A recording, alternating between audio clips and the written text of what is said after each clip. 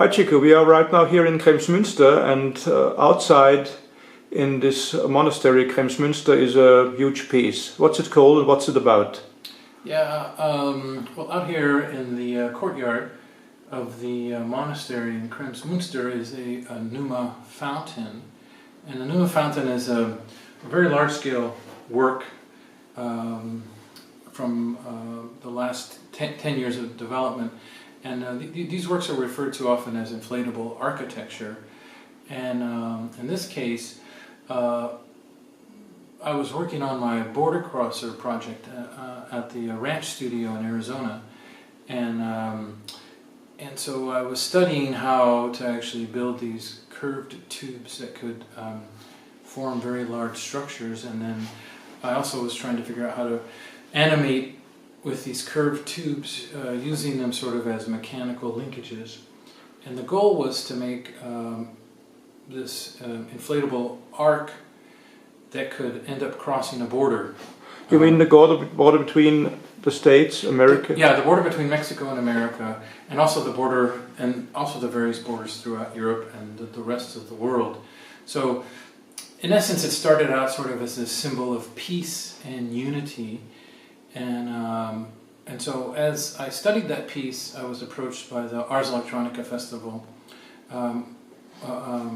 Manuela, the curator from there, was interested in a piece. And first she was interested in my first border crosser, which is monumental in scale and quite difficult to maintain and as well quite dangerous. So I proposed this notion of the Pneuma Fountain, and basically I wanted to build a transforming structure that could endure a 4-month-long performance. So in working with inflatables, generally you would see inflatables that are quite large and massive in size, and they're inflated by a very low pressure, and you can go inside of them or they can take various shapes. But my studies with inflatable architecture over the last years has been more about trying to create a system in which to animate using muscles and bones. Having these tubes play a role of both a sort of a muscular structure and then a bone that could hold it in place. So they would take turns being muscles and bones. It's like a beast. It's somehow a beast. Well, my daughter calls it the elephant tree, which is interesting because she's 3, and it has relationships to sort of the organic world, and the organic world, things that you see on the molecular level, in this case an elephant trunk, which is a very physical thing, organs of the body, muscles of the body, muscles and bones. It kind of takes things that are hidden and makes them more visible. And it's a beast because it's alive, it breathes. One of the more fascinating things that evolved in the piece is that this monastery draws sort of these vortexes of air, and by drawing these vortexes of air, you end up, the piece can be compromised at times because it's very hard to make something strong enough to endure very strong physical winds. So we came up with a system where we measure the air in the middle, high above the middle of the piece, and then what happens is, upon a very hard wind, the system shuts down, and it goes into a resting position, and that resting position we call the Gothic position, where it forms a kind of strong chapel, and it can endure the wind thrust. And at any point when it's moving, it's in the middle of a movement, it will shut down when it's too dangerous. That's a good question, because a good point, because shutting down reminds me of Trump's efforts to really shut down the border. So your border crosses are taking kind of position towards this, or not? Well, I think the border crossers evolved way before the Trump era, and I've been working on them for a while. It's of course quite timely, in a political sense, because yes, we've been shutting down the borders for a long time, but Trump wants to definitively muscle it through and put up a wall as great as the one that divides, say, Israel and Palestine, right? These unpassable walls, because you know what? When the Mexican population wanted to come to America, they came, and they would not only figure out ways to go over the wall, through the wall, under the wall, but they're not interested in coming anymore. And so there's this fence being put up to protect from whom, right? For instance, here.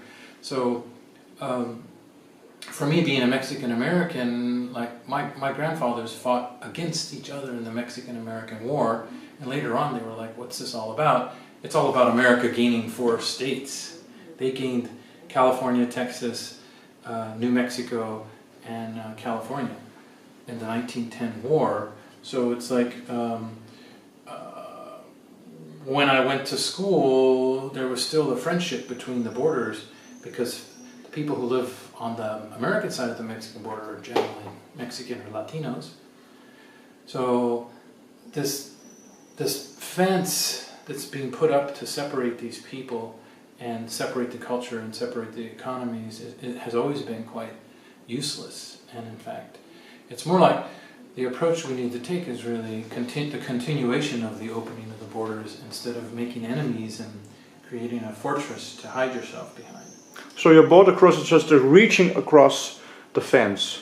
Well, the idea is that six border crossers would arrive at a border, 3 on the Mexican side, 3 on the American side, and these border crossers would each come out of a box of their own, and when they're deployed, they all sync to each other, they communicate with each other, and then at a given moment they rise above, and they each touch the other side for a moment, and then they draw back into their boxes and go away.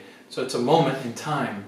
That moment could last 15 minutes, it could last an hour, but in reality, depending on which borders are crossed, it might be a very momentary action, and it could be dangerous, it could be friendly.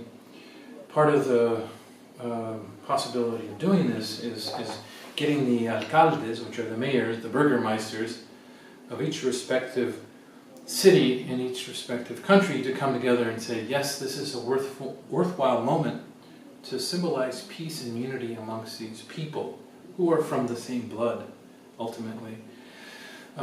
So at no better time than now, I think artists are really involved in ways of bringing the human race back together, where we're really pushing away from each other more and more, to the degree where we're not paying attention to not only the ecology, but the economy and every aspect of being human. We're not helping each other, you know. We're fighting each other and creating more problems. So we need unity. Thank you, Chico. Sure. Great.